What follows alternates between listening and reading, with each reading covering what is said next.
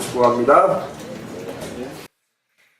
하나님 말씀은 마태복음 5장 43절에서 48절까지 말씀입니다.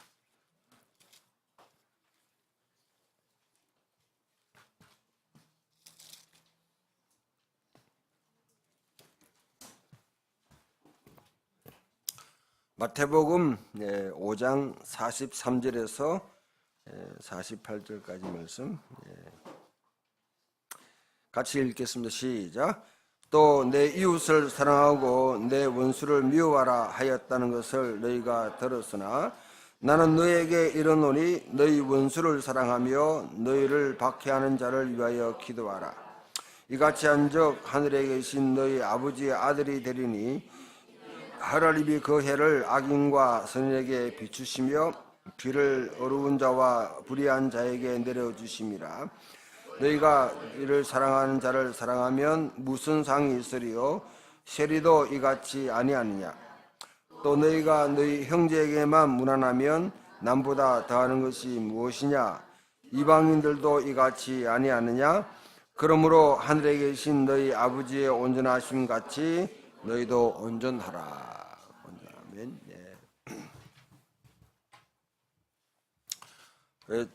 추석 잘 보내셨습니까? 다들 또 고향 친지 또 이렇게 보고 만나고 한다고 휴일이지만은 쉬는 시간이지만 아주 피곤한 그런 일정을 보내실 텐데 또 함께 예배를 드리게 되어서 반갑고 근데 오늘 본문 말씀이 원수를 사랑하라. 원수를 사랑하라. 제가 내 원수를 사랑하라 이렇게 했는데 여기는 또 내 원수를 사랑하자 이렇게 해놨네요. 그래서 하여튼 이 원수를 사랑한다.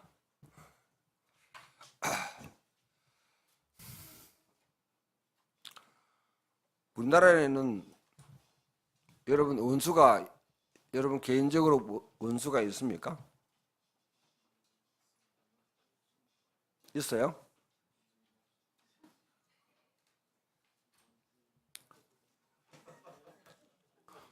한 사람도 없는 사람 있습니까?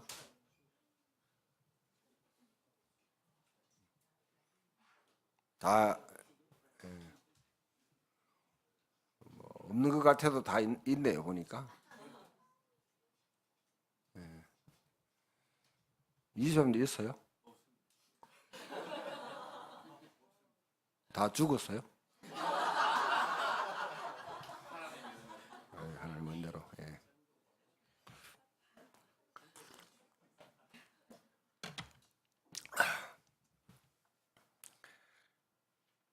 어쩌면 이제 이거는 내 원수를 사랑하라 하는 것은 이 기독교의 사회 윤리와 기독교적인 사회 윤리, 이 사회에 대해서 어떤 국제적인 관계나 아니면 사회 관계 속에서 그리스도인이 어떤 태도를 취해야 될지를 결정하는 데 굉장히 가장 큰 영향을 준 그런 구절이기도 하고요. 그리고 가장 많이 오해된 구절입니다. 가장 많이 오해된 구절입니다. 그래서 저도 어제 이 설교를 준비하다가 이거 설교 못하겠다. 원수를 사랑해? 미워하는 사람들이 불뚝불뚝 막 이렇게 솟아오르는데 앞에 막 등장하는데 팝업처럼 막 등장하는데 그 두더기 잡듯이 막 잡아도 계속 올라와요. 계속 올라와요. 이게 하나도 없다고 하는 분은 정말 우리 이동일 집사님 같이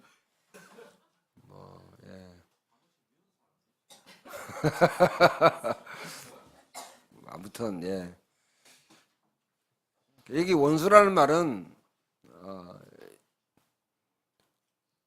군대 가면 여러분 뭐 준장, 소장, 대장 그 위에 원수 우리나라는 원수가 없죠. 그래서 그게 아니고요.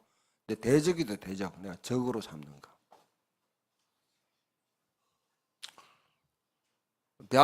대한민국의 주적은 누굽니까?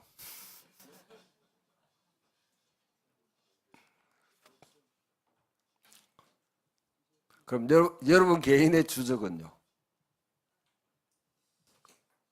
이런 여러 가지 문제들이 막 상정될 때에 내 원수를 사랑하라 이 말을 어떻게 이해해야 될지 참 고민되고, 사실은 이것 때문에 참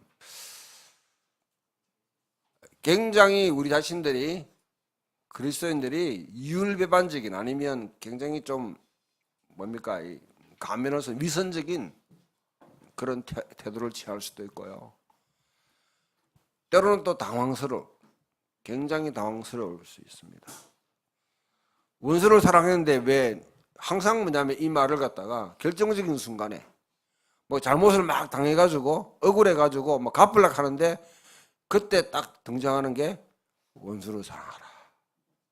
뭐 기독교회는 밖에서 누가 뭐 나쁜 짓 하고 뭐 모욕을 주고 뭐 이렇게 해도 아무런 행동을 취할 수 없는, 거기에 대해서 그냥 가만히 그냥 뭐 당하고만 있는. 그래서 여기서 나온 게 이제 소위 말하는 비폭력 평화주의라는 게 나오죠. 비폭력 평화주의. 간디 같은 경우가 대표적인 거고, 톨스토이라든지 마틴 루터킹 같은 경우도 그냥 이렇게 폭력을 사용하지 말고 저항하라는 거죠. 여러 가지, 여기에 또 여러 가지 많은 소위 말하면 사회적 악에 대해서, 이 사회에 만연한 악들, 우리 삶에 깊이 침투하고 있는, 영향을 주고 있는 분명히 악한 그런 상황인데, 거기에서 어떻게 할 것이냐. 여기에 이제 영향을 가장 많이 줬던 또 하나의 오류가 뭐냐면요, 킹 제임스 버전이 KJV라고 그러죠, 영어. 이걸 번역할 원수를 사랑하라 할 때 악을 사랑하라 이렇게 번역했어요, 옛날에. 지금은 좀 고쳐놨는데, 그게 많은 사람들이 영향을 줘서 악한 것도 사랑해야 되구나. 우리 흔히 하는 말이 악인은 사랑하되 죄는 미워하라, 악은 미워하라, 그렇게 또 분리하기도 하고 여러 가지 혼동될 수 있는 상황입니다. 그래서 여러분, 이 말씀을 이해하려고 하면 근본적으로 레위기 19장 17절 18절을 지금 인용하고 있는 거기 때문에 그 내용이 어떤 내용인가 하는 것을 한번 찾아볼 필요가 있습니다. 레위기 19장 17절 18절을 한번 펴보십시오.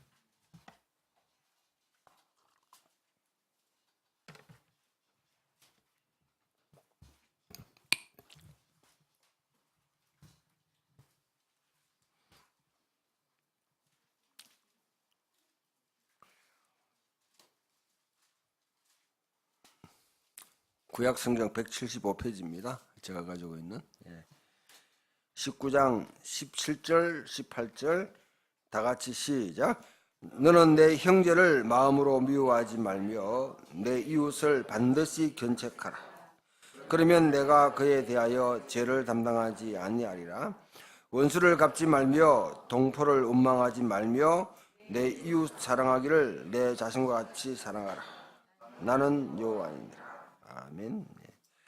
이 전체 레위기 19절의 전체 주제는 거룩하라 하는 겁니다. 거룩하라. 2절에 너희는 거룩하라. 이는 나 여호와 너희 하나님이 거룩함이니라. 우리가 거룩하다 하게 되면 굉장히 좀 때묻지 않는 순결한, 순진한 그런 삶들, 그런 걸 이야기하는데요. 이게 의식적으로 뭐냐면 내가 죄를 다 회개하고 내 마음속에 정말 어떤 죄악이 자리 잡지 않는 죄와 더불어 죄를 전혀 짓지 않는 그런 마음으로 생각할 수 있는데, 그러나 여기에 19장에 기록되어 있는 거룩이라는 진짜 거룩해야 될 여러분 그런 모습 보면 이거는 하나의 자기 스스로 자기 개인이 밖에 관계없이 자기 스스로 거룩한 것이 아니라 관계 속에서 거룩한 거예요. 무엇이 구별되냐? 부모와의 관계, 그 다음에 내 생업에 생산하는 문제들, 비근한 대로 부모를 공경해야 되죠. 열심히 일해가지고 수확을 거둬서 하나님께 드리는데 드리는 게 목적이 아니라 여기 포커스는 뭐냐면 다 거두지 말고 조금 남겨둬라. 이 땅에 사회적 약자들이 땅이 없는 사람들이 생산을 하지 못하는 사람들, 구약의 룻이라는 사람이 대표적인 사람이죠. 룻과 그 가족들이, 아비멜렉의 가족들이 나오미가 왔을 때 먹고 살 것이 없는데 보아스의 타작마당에 가서 거기서 이삭을 줍는 거죠. 이삭 줍는. 그게 바로 거룩한 생활이에요. 거룩한 생활. 기도 이빠이 하고요. 전혀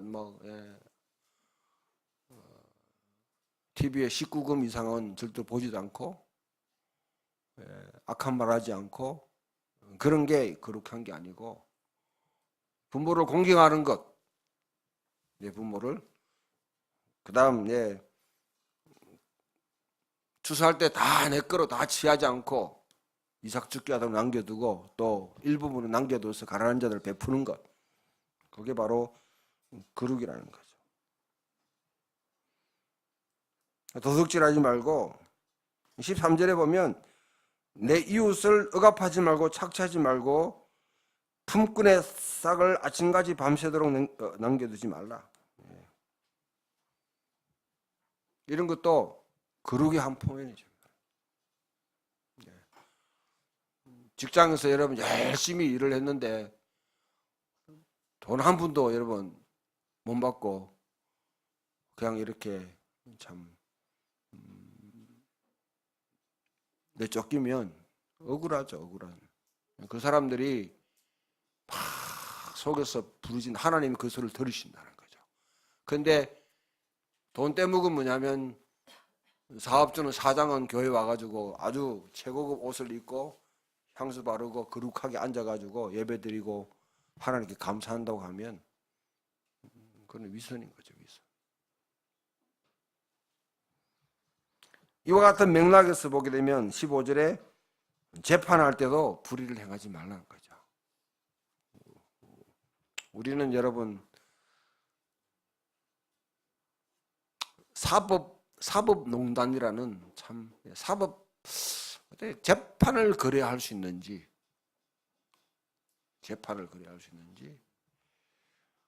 이런 여러분 상황 속에 정말 황당한 이런 시대를 겪어왔습니다.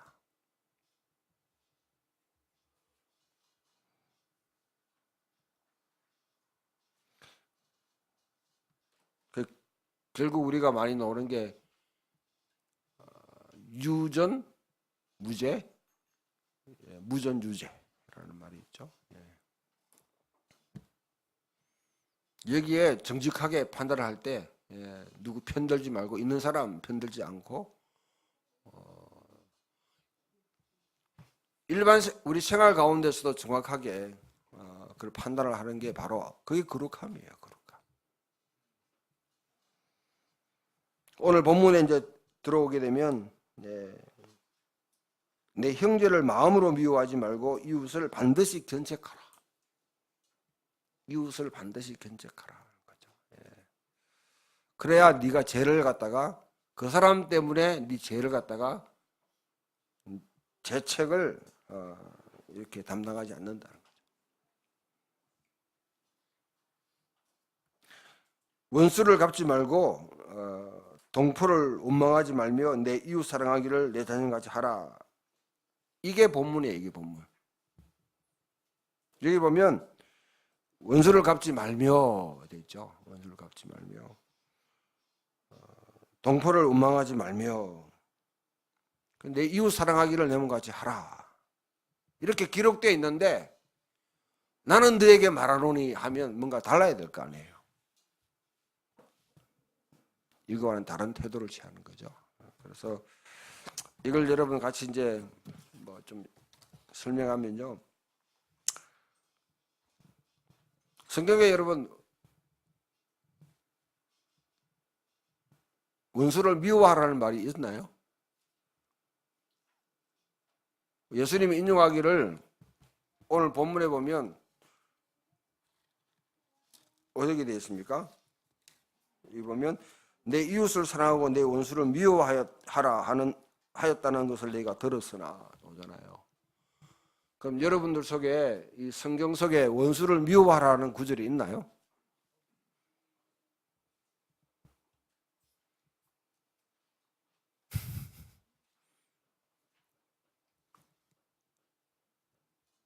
혹시 기억하는 게 있어요?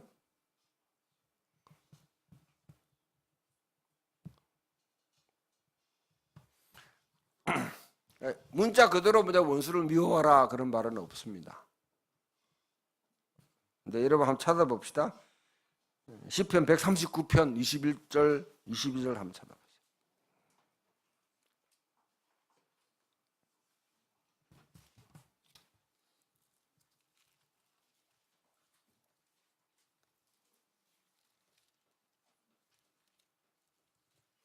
같이 한번 읽어보실래요?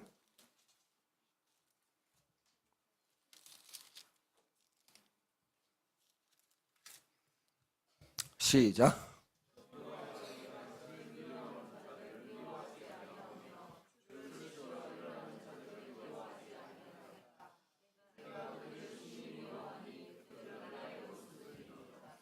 예, 예. 여기 보면 원수를 미워하죠. 예, 미워하죠. 심지어 여러분 보면 예, 아주 독한 말도 합니다. 예, 시편에 보게 되면 바벨론에 대해서 그 아이들을 바벨론의 아이들을 바위에 메어 치는 자는 복이 있다. 뭐 그렇게 해요. 원수 갚는 거죠. 원수 갚는 거. 신명기 7장 2절 한번 찾아보실래요?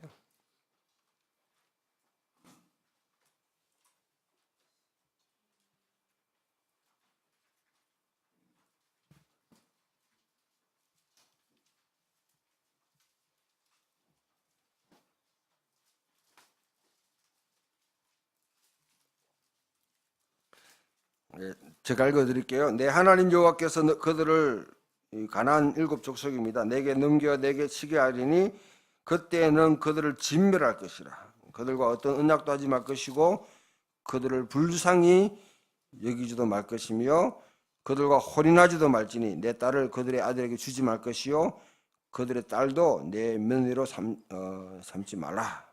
이렇게 합니다.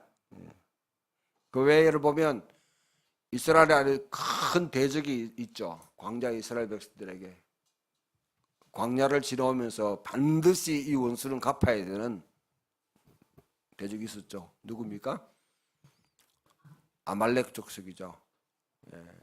이스라엘 지쳐가지고 진행하는데 꼬리에 와가지고 약한 자를 갖다 공격해서 이스라엘 전체의 광야 행진을 갖다 방해하고 아주 전체 안위를 갖다가 완전히 어지럽혔던 거기에 대해서는 나중에 끝까지 그것을 갚게 만듭니다. 갚게 만드는데 그게 나중에 안 되니까 어떻게 해요? 사울이 그것을 보고 살려두니까 하나님께서 굉장히 진노하시죠. 그 사울이 살려둔 그 후손들이 뭐냐면 나중에 어디에 등장하냐면요. 아말렉 사람 진멸하려 했는데 진멸하지 않았어요. 그런데 살려뒀죠? 살려둔 그들이 언제 등장하냐면 에스더에 등장합니다. 에스더의 하만이 아각 사람, 아각의 후손이에요. 유대인 전체를 갖다가 완전히 홀로코스트, 완전히 그냥 죽이려고 도모를 하는. 자, 이런 상황들을 우리 쭉 보게 되면 당시 쿨람 공동체, 예수님 당시에 쿨람 공동체라고 있습니다. 에센파라고, 수도 생활하는 사람들, 그 사람들은 공공연히 적대적인 관계에 있는 자들을 정오해라, 미워해라, 그렇게 가르쳤어요. 자, 그러면 내가 여기 한번 물어봅시다. 내 원수를 사랑하라 하는 이 말이, 이게 가장 기독교의 가장 큰 문제인데요. 이걸 가지고 보편적인 절대적인 규칙으로 만들려고 하는 게 굉장히 강하게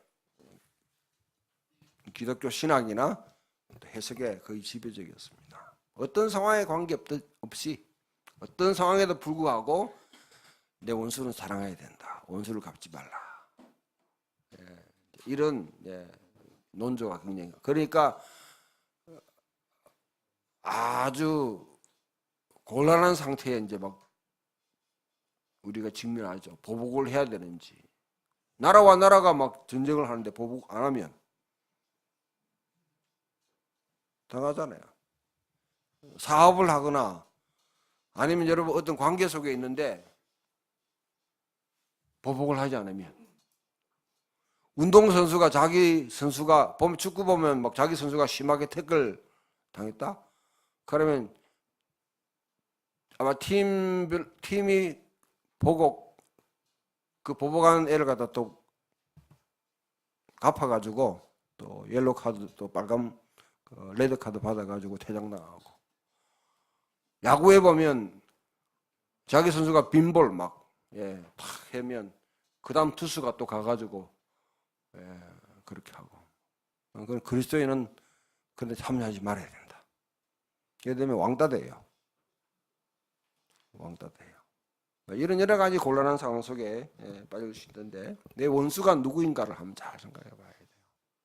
여기 오해가, 여러분들 이 말씀을 이해하는데 가장 큰 오해는 뭐냐면, 한 개는 평화주의입니다. 폭력을 사용하지 말고 무조건 비폭력적으로 저항해라.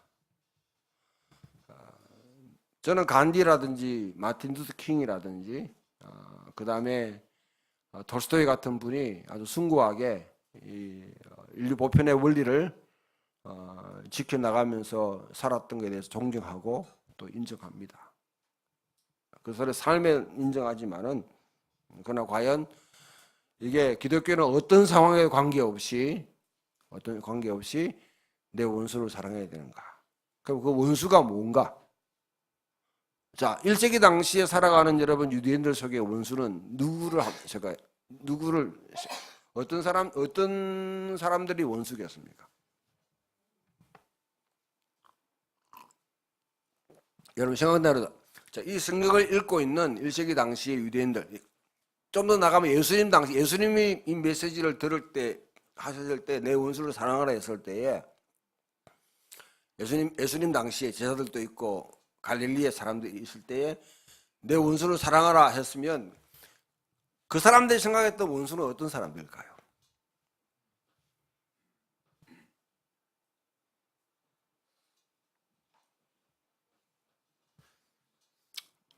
상상력을 한번 여러분 부어보십시오.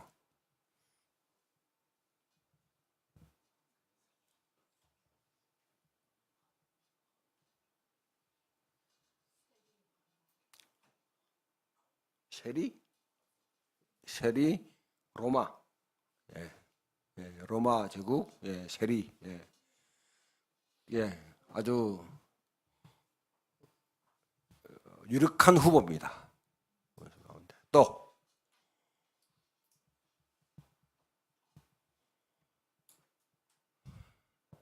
또 어떤 사람들이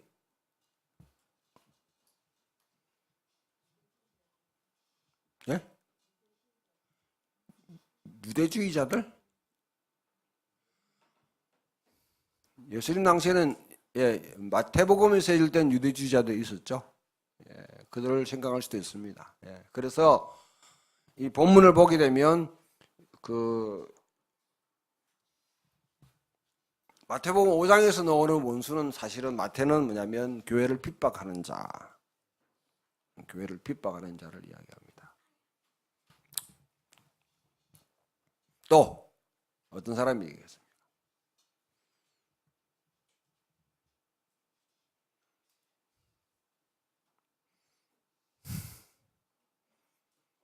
뭐 대지상이라든지 그 다음에 뭐 이런 그 당시에 뭐냐면 유대를 이끌었던 그 지배 계급들 같이 포함되겠죠.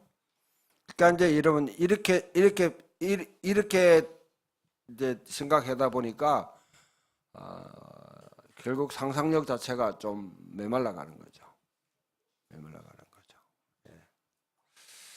자, 예수님 당시에 여러분 생각하면 원수를 생각해 보면 그 대개 로마라든지 그 다음에 로마 부역했던 같이 붙어 있는 사람들이 철천지 원수가 될 수 있습니다. 한번 생각을 해보십시오. 여러분 열심히 지금 뭐 여기에 세금을 갖다가 내는데 얼만큼 내시는지 모르겠지만 가장 많이 내는 사람이 한 40%? 의사들이나 아니면 고 직능에 해당하는 사람 한 40% 이상 냅니다. 돈 많이 벌으니까 내야 되죠. 그런데 내가 일일 노동해가지고 열심히 살아가는데 거기에 여러분 내 노동의 결과에 대해서 그냥 그 60% 이상을 갖다가 가져가 버린다 생각하면 그래도 살만하면 괜찮아요. 괜찮은데 세금으로 적출해 나가고 그것 때문에 뭐냐면 집을 팔아야 돼. 땅을 팔아야 돼. 그럼 그것 때문에 나중에 가면 빚을 내야 돼. 빚을 내야 돼요. 그 빚을 갚기 위해서 또 뭡니까? 노동을 또 해야 되죠. 그래야 소작을 행해야 되고. 나중에는 전락하는 게 뭡니까? 일일 노동자로 전락하다가 이 상황입니다. 예수님이 살아가고 있는 당시에 갈릴리에 로마 군대가 진입하고 있었는데 붙잡아가지고 어이 일로 와 하면 오리는 뭐냐면 가야 돼. 무조건 짐지고 가야 돼. 로마인이 부가하는 부역이죠. 부역권. 점령군으로서 부역을 시키는 거기에 대해서 늘 시달리는 헤롯이라든지 이런 사람들이 건축을 하는데 지가 합니까? 사람들 동원시키죠. 부역을 시키죠. 그런데 진눈리에 있으면서 살아가고 있는 사람들. 여러분 특히 산상수훈에 우리가 지금 살펴보고 있는 6개의 반명제들 나는 너에게 이렇게 말해서 옛사람은 이렇게 말해서나 나는 너에게 말하노니 하는 6개의 반명제들의 내용을 보게 되면 이거는요 정말 매일매일 삶 가운데 옥신각신하면서 정말 생존의 기로에 서 있는 사람들, 생존의 기로에 서 있는 사람들의 삶을 갖다 다 반영하고 있어요. 그 입장에서 여러분 읽어야 됩니다. 그렇게 하는데 원수를 사랑해라? 그와 똑같이 이해해버리면 어떻게 돼요? 로마를 사랑하라는 말이잖아요. 너 압제자들을 사랑해라. 정치적인 핍박을 하고 경제적으로 수탈하고 적출하는 사람들 사랑해라. 이러니까 사회적 불의에 대해서 뭐냐면 전혀 저항할 수 없도록 만들어버리죠. 예수님께서 언제 여러분 로마에 대해서 순종하라고 그러셨습니까? 한 가지 여러분 딱 들으면 가이사의 것은 가이사에게 하나님의 것은 하나님에게 드리라. 정교 분례의 원칙을 딱 이렇게 많이 들었죠. 그러나 제가 해석하는 바로는 저 혼자 해석하는 게 아니라 아주 지금 신약학계에 유력한 그런 학자들도 같이 동조합니다. 하나님의 것은 하나님에게 가해사의 것은 가해사에게 이 내용은 그냥 예수님이 그냥 지어낸 말이 아니고 당시에 뭐냐면 이 마카비 운동, 열심당원들이 가지고 있던 하나의 뭐냐면 캐치프레이예요.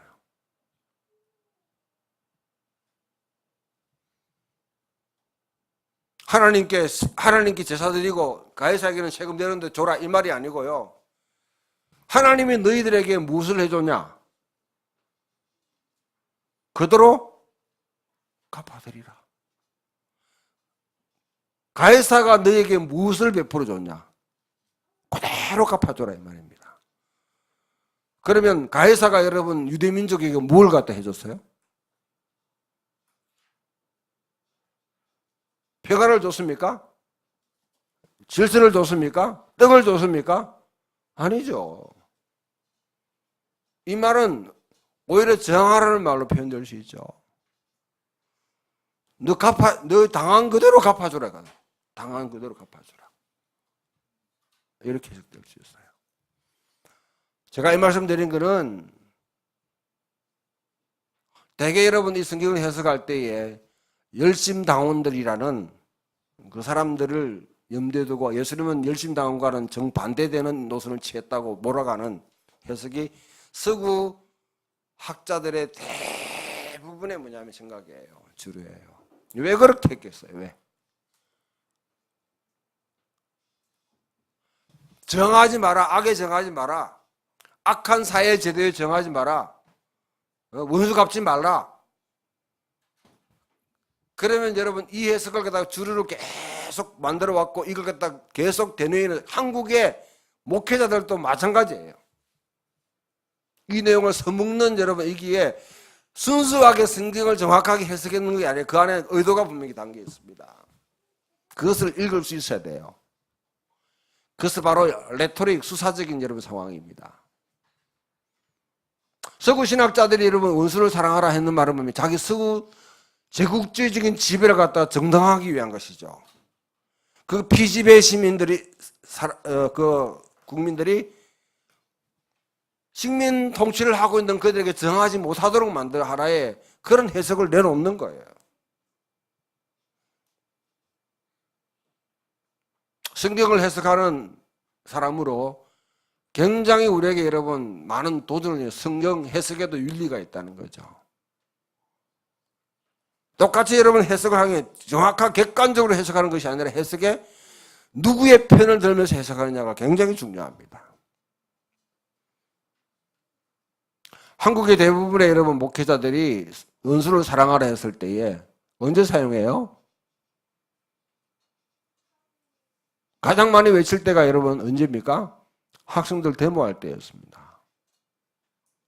유신제도라든지 아니면 광주 사태로 인한 여러분 이런 이야기를 갖다 하고 세월호 이런 문제를 거론할 때 항상 떠오르는 게 원수 사랑이에요. 그 써먹어야 될 때 안 써먹고 꼭 뭐냐면 가진 자들, 그 힘이 있는 사람들, 그 사람들 편을 들기 위해서 뭐냐면 이 해석을 해 나가는 거예요. 사실 여러분 예수님이 이 땅에 오셨어요. 예수님이 이 땅에 오셔가지고 권세 있는 사람들, 돈 있는 사람들, 그 다음에 로마식 권력 가진 사람들, 힘 있는 사람들의 편에 서지는 않았습니다.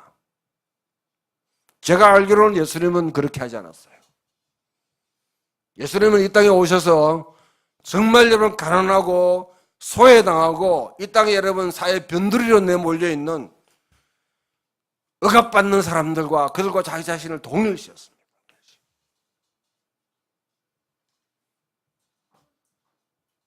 그러면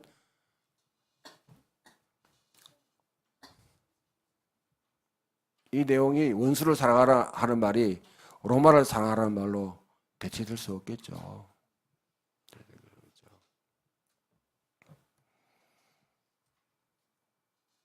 예수님의 본래 메시지의 상황은 그겁니다. 매일매일 살아가는, 레위기의 상황도 마찬가지예요. 매일매일 살아가는데 생계의 기로에 있어서 쭉 살아가는데 자기 공동체 내부에, 유대민족 공동체 내부에, 마을 공동체 내부에, 특히 여러분 이 지중해 사회에 사람들은 매일 그러니까 에고니스틱이라는 단어가 있습니다. 아곤이라는 것은 매일매일 다투며 살아가는 거죠. 경쟁하며 살아갑니다. 니를 이겨야 내가 더 많이 몫을 확보한다. 영어 단어 에고니스틱이라는 것은 이거는 치열하게 마치 운동선수가 잽을 계속 서로 날리면서 이기려고 하는 그와 같은 상황에서 살아가는 게 바로 지중해 사람들의 삶이에요. 그렇게 살다 보니까 내 집단, 밖의 집단에 대한 경계선이 분명합니다. 분명해요. 여기에 여러분 이 상황을 여러분 염두에 두면 내 이웃에 대한 책임을 져라 하는 거죠. 첫 번째. 내 이웃에 대한 책임을 져라. 신실하게 내가 속한 가족이나 내가 속해 있는 공동체의 일원에 대한 여러분 책임을 못 지는데 밖에 다른 사람에 대해서 아프리카 여러분 아이들 굶어 죽는 것에 대해서 생각하는 것은 위선이에요.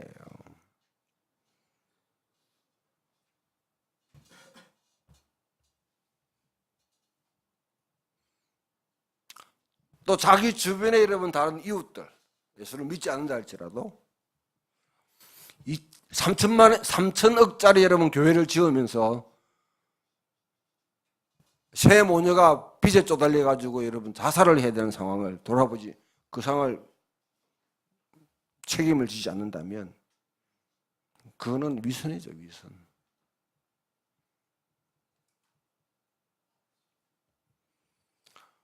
내 이웃에 대한 분명한 여러분 책임을 이거는요. 그 두 번째 뭐냐면 살아가는 공동체 가운데 서로 미워할 사람이 생겨요. 우리 그렇잖아요. 교회 생활 하다 보면 조그만 일 때문에 아니면 어떤 의견 때문에 여러분 서로가 마음이 상할 수 있지 않습니까? 마을 공동체에 살다 보면 아이들 때문에 부모들이 원수가 많이 지더만 황 목사님 공동체 하면 아이들 때문에 서로 부모들이 좀 옥신각신하는 경우 많죠? 없습니까?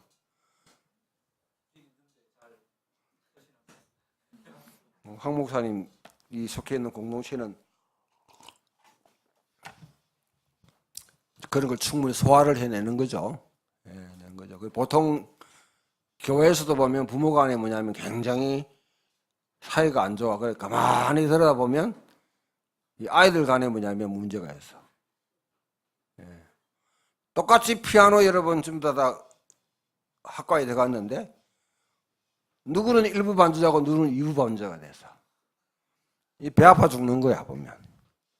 이렇게 하니까 다 이해가 되지 보면. 다 이해되지.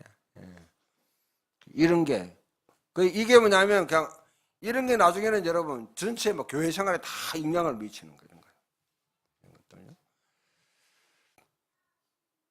여기 말씀은 뭐냐면 예수님의 근본적인 말 원수를 사랑하는 것은 이겁니다. 지하들의 공동체. 또 나가면 뭡니까?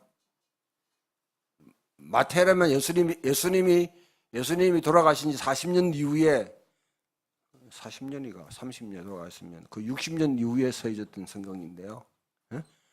60년 이후에 여러분 상황에 보면 이 말씀을 쭉 해석하다가 어떻게 합니까? 교회를 핍박하는 사람이 생길 거 아니에요. 주변에. 교회를 핍박하는 사람들. 마태복음이 쓰여질 당시에 로마가 교회를 핍박하지 한 증거는 없습니다. 로마 제국이 기독교를 정부의 차원에서 핍박을 한 거는요. 네로 시대에 잠깐 있었어요.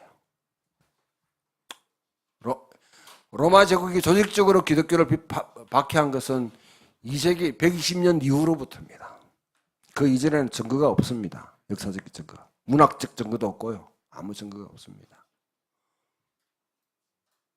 그렇다면 로컬 처치, 지역 공동체 내에 내가 신앙생활을 해 나가는데 공동체 내부에도 사실은 갈등이 생길 수 있고, 그 다음에 주변에 믿지 않는, 같은 마을에 사는데 믿지 않는 사람들이 있을 수 있죠. 그 사람들이 오히려 뭐냐면 핍박하죠. 그러니까 계시록에 보게 되면 압박, 사회적 소셜 프레시오, 사회적 압박을 가합니다. 예수 믿어? 제사를 안 지내? 그래 끊어? 아니면 우리 조합에서 탈퇴시켜버려? 이런 압박들이 막 들어오는 거죠. 이런 압박들. 그런 상황을 갖다가 염두에 두고 크게는 또 세밀하게 들어가 보면 매일매일 살아가는데 여러분 내가 돈을 갖다가 빌려야지 뭐냐면 내 현재 문제를 해결해 나갈 수 있어요. 저도 어릴 때 저희 집에 밤에 막 두드려 가지고 급전을 갖다 급하게 돈을 빌려러 온 사람이 있더라고요. 우리 집에 좀 돈이 있었는가 봐. 장롱석에 숨기던 돈이. 그때 은행이라든지 뭐 이런 게 뭐 없었잖아요. 그러니까 뭐 이자는 얼마큼 받았는지 모르겠지만 아무튼 그런 삶의 환경들. 급한 문제를 끌기 위해서는 지금 돈을 빌려야 될 상황이다. 어떤 경우는 여러분 내일 먹을 빵이 없어. 쌀이 없어. 살떡에. 오늘 여러분들 이게 뭐 이해가 되는지 모르겠지만은 옛날에는 내일 먹을 쌀이 없이 지내는 경우가 있었습니다. 보릿고기를 경험한 사람은 이거는 알 거예요. 보릿고기 얼만큼 경험했는지 잘 모르겠지만은 여러분 중에 또 쌀이 없으면 라면 먹지 하는 사람이 있으면 골치 아파. 이런 상황 속에 살아가고 있는 공동체에 내 이웃은 내 형제에 대한 책임을 져라. 만약에 형제가 잘못을 보면서 분명히 리전 따져라. 그리고 충분히 추론해가지고 뭐냐면 서로가 그것 때문에 죄를 짓지 않도록 해라는 거죠. 또한 뭐냐면 혹시라도 내 원수가 된 사람이 있으면 그들도 사랑해라. 내쫓고 버리지 말라는 거죠. 심지어 마태에게는 뭐냐면 교회에 대해서 핍박하는 자들이 있다. 신앙적으로 핍박하는 사람이 있다. 그들에 대해서도 사랑해라는 거죠.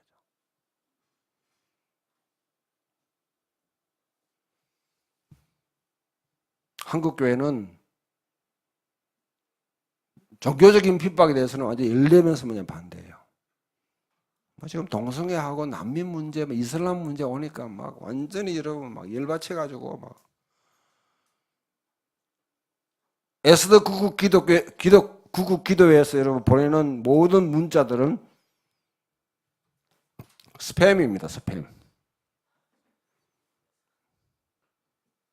그게 여러분 한국 교회의 대부분 사람들 가짜뉴스를 다 퍼다 날랐어요. 지금 여러분 장로들이나 목사들이 권사들이 여러분 공유하고 있는 카톡 뉴스가 다 그들이 만드는 거예요. 이슬람을 협오시키고 동성애를 갖다가 동성애에 대해서 이렇게 차별하고 마치 여러분 차별법 만들어지면 대한민국이 완전히 이슬람화 되거나 동성애 다 뭐 그렇게 천지가 만드는 것처럼 가짜 뉴스들을 갖다가 막 내가요 지금 3년 전인가 4년 전에 어떤 사람이 계속 이슬람에 대한 그 협오하는 글을 갖다가 밴데 계속 올려요. 그래서 내가 가짜 뉴스다.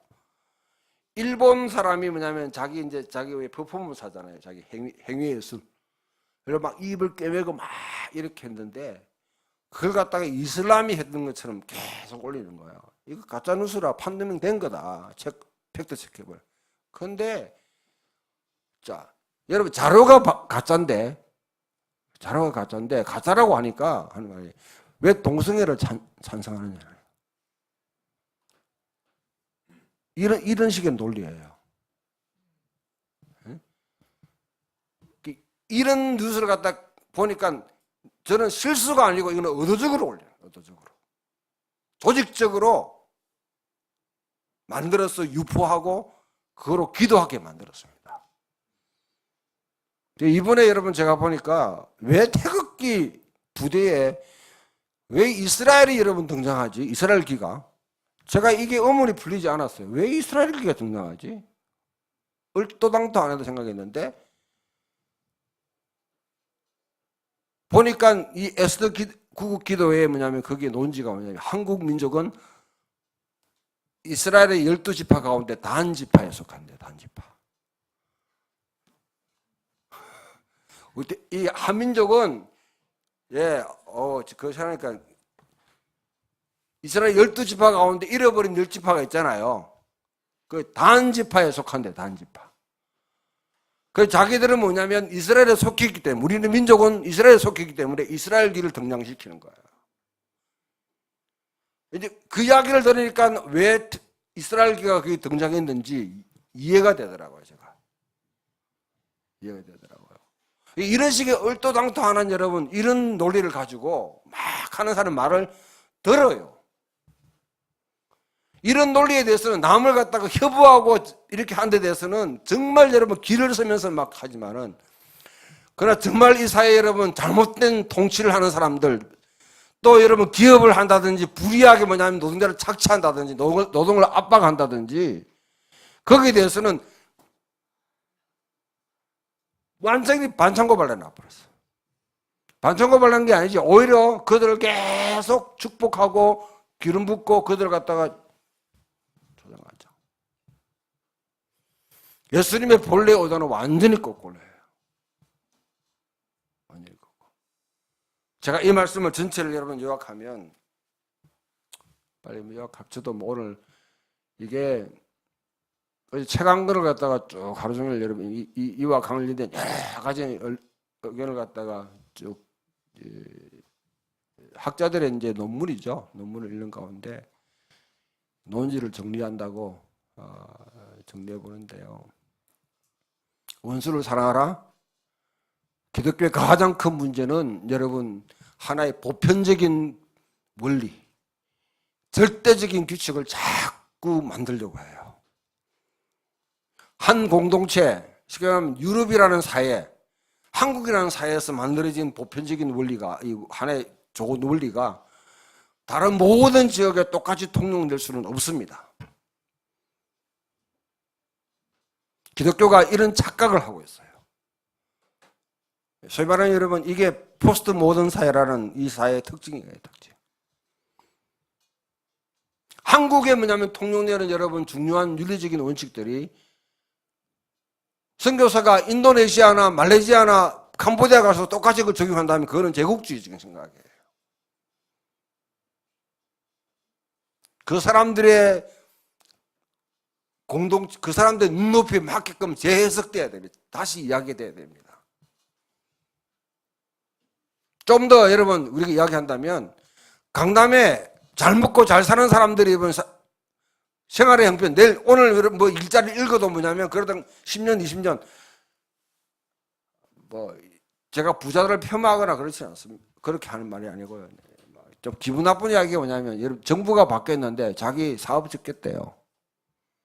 왜요? 이러니까 꼴 보기 싫어가 그렇대요. 제가 어이가 없더라고요. 근데 내가 참 그 앞에 데리고 가면 니는 그래 돈이 많아가지고 사업 접어도 되지만은 니 밑에 깔려 있는 노동자들이나 같이 연계되는 사람들은 생각도 안 하지 않냐. 예수 믿는 사람이 그 이야기예요. 예수 믿는 사람이. 야, 그런 인간이네. 이런 말을 노골적으로 이야기를 노골적으로.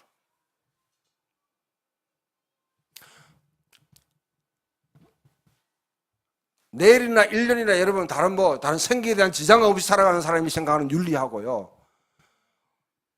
내 지금 직장 읽으면 내 가족이나 내 아이들 여러분 내 생계에 치명적인 영향을 주는 사람하고는 윤리가 다릅니다. 똑같이 적용할 수 없어요.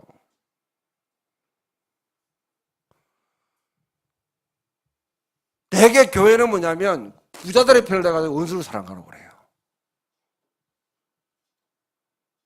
노동자들이 막 해가지고 여러분 항의하게 되면 원수를 사랑해 이렇게 해요. 진짜 가진 자들이 약자를 억압할 때는 가만히 있어요. 침묵해버려요. 이런 식으로 이러면 하나님 말씀을 왜곡시키는 겁니다. 하나님의 진리를. 제가 말씀드린 이 말은 그런데 보편적으로 세계 어느 곳이나 똑같이 보편적으로 적용할 그런 내용이 아니에요. 그리고 절대적인 규칙을 만들려고 예수님이 하신 거 아닙니다. 예수님이 여러분 산상수훈에서 하실 때 이 말씀은 어떤 법을 만들려고 하신 게 아니죠. 내가 율법을 폐하러 온 것이 아니라 완성하러 왔다고 그랬죠. 하나님 말씀을 더 잘 지키기 위해서 하나님의 법이 뭡니까? 이 땅에 하나님의 통치를 이루는 방법입니다. 예수님이 가져오신 하나님의 나라라는 이 속에서 하나님의 통치가 잘 드러나기 위해서 내가 말하는데 진짜 하나님의 통치가 이루어지기 위해서는 너 주변에 있는 같은 공동체나 아니면 마을 공동체 옆에 사이에 서로가 내 이웃에 대해 일단 책임져라. 그 말은 뭐냐면요. 율법이라는 거는 이거는 언약 공동체를 반드시 전제를 해야 됩니다. 하나님과의 언약으로 맺은 이스라엘 공동체, 언약 공동체에 대해서. 우리로 말하면 여러분 예수 그리스도 우리 새 언약을 맺은 사람이죠, 새 언약. 언약 공동체에 대한 기본적인 마인드를 갖고 그 언약 공동체가 새롭게 되고 하나님의 뜻에 맞게끔 여러분 변화되기 위해서, 변혁되기 위해서 주시는 말씀이지. 예수님이 여러분 그 당시 말씀하신데 팔레스타인 특히 여러분 갈릴리 앉아가지고 저 로마까지 걱정할 상황이 아닙니다. 여러분들 여기 앉아가지고 뉴욕을 걱정할 필요가 없잖아요. 똑같아요 보면. 예수님이 증명한 것은 예수님 밑에 지금 따라오는 인물이다. 그 다음에 그 말씀을 해석하는 여러분 초대교회는 자기들의 공동체, 그게 1차적인 초점이 있는 것이죠. 내 내부의 공동체에 대해서는 일단 화목하려고 하고 책임을 져야 돼요. 언약적 책임을 져야 된다는 거죠. 그래서 고엘 제도라든지 희년 제도라든지 이런 것에 대해서 이미 다 들어오게 되어 있습니다. 룻기에 보아스가 행했던 것 같이 빚을 탕감해주고 그 다음에 다른 사람의 빚을 대신 갚아주고 하는 이런 내용까지 여기 다 포함되어 있는 거죠. 그런 책임들이. 그러나 여불러 가면 공동체를 괴롭히거나 아니면 우리와 척을 졌거나 그러나 우리가 같이 매일매일 얼굴을 마주 대하는 사람들, 접근하는 사람들 가운데 우리에게 적대적인 행동하거나 마음을 가진 사람으로도 그들을 품으라는 거죠. 사랑해라는 거죠. 그런 원수를 이야기하는 것이지 여기 뭐 로마라든지 아니면 거대한 여러분 정치적인 집단이나 제국을 염두에 두게 하는 말은 아닙니다. 다시 말씀드리면 원수를 사랑하라는 말은 모든 사람의 보편적으로 또 절대적으로 규칙으로 이거는 변경할 수 없는 그런 규칙으로 주신 것은 아니라는 거예요. 왜? 같이 여러분 살아가는 사람 가운데 해와 비를 동일하게 주시는데 우리들의 의가 예수님 우리 의가 이방인 수준이나 아니면 바리새인 수준, 죄인들의 수준보다는 나아야 된다. 그래서 맨 마지막에 하나님이 온전한 것 같이 너희도 온전하라. 이 말을 여러분 누가복음을 딱 갖다 대보면 온전하라는 말이 뭔지 이해가 됩니다. 온전하라고 하면 여러분 좀 부담스럽잖아요. 완전하려고 노력하면 힘들어요. 점이라도 그냥 제가 좀 이번에 차 사고가 났습니다. 하여튼 뭐 사고 났는데 딱 맞췄는데 옆에 있는 차가 이제 백미러가 딱 맞췄어요. 그 저는 이제 차 사고 난 것만 가지고 뭐냐면 이렇게 하는데 오더리 자기 차도 받쳤다는 거예요. 어디 보니까 저 외제차인데 백미러에 한 2mm 정도의 흠이 가서 이거 물려달라는 거예요. 발로도 차보고 싶던데 흠생겼다. 여러분 온전한 거 생각하면 요거 생각하면 됩니다. 이런 부담감이 있어요. 보험사에서 알아서 해라고 했는데 그러니까 온전하다는 말 하면 이 부담감이 있는 말이에요. 근데 누가복음과 같은 명단에 딱 누가복음 같이 6장에 비슷한 말이 나오는데 딱 해보면 이거는 자비를 베풀으라는 거예요. 자비. 하나님께서 우리에게 자비를 베풀듯이 너희들도 자비를 베풀으라고 하는 거예요. 아까 여러분 레위기 19장의 전체적인 주제가 거룩하다는 거예요. 거룩하다. 거룩하다, 온전하다는 말이 굉장히 추상적인 말이죠. 이 말을 구체적으로 누가는 해석하기를 자비를 베풀. 긍휼의 얘기라는 겁니다. 하나님이 긍휼을 베풀었듯이 너희들도 긍휼히 베풀라는 거죠. 왜? 누구한테? 첫 번째는 언약 공동체 안에 있는 사람들에 대한 책임입니다. 여기 있는 여러분들의 언약 공동체는 누굽니까?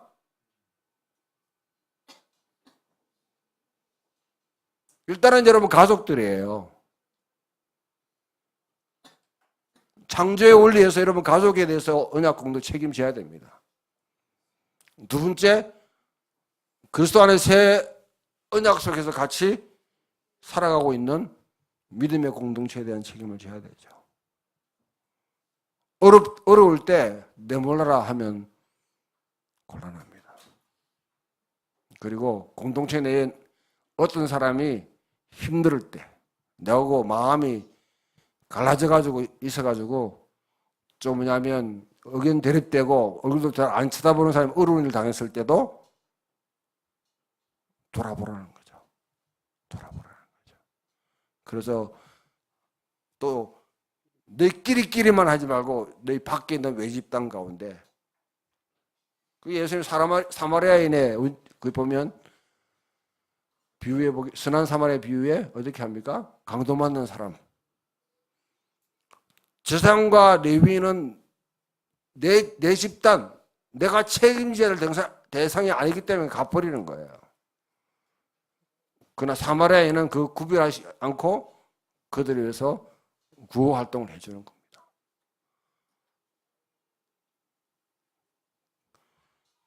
이렇게 1차적으로 내 주변부터 이 말씀을 정리하면 됩니다. 거대한 사회 구조학이라든지 정부라든지 아니면 심지어 사탄까지 사랑하라는 말은 아닙니다. 이해가 됐는지 모르겠습니다.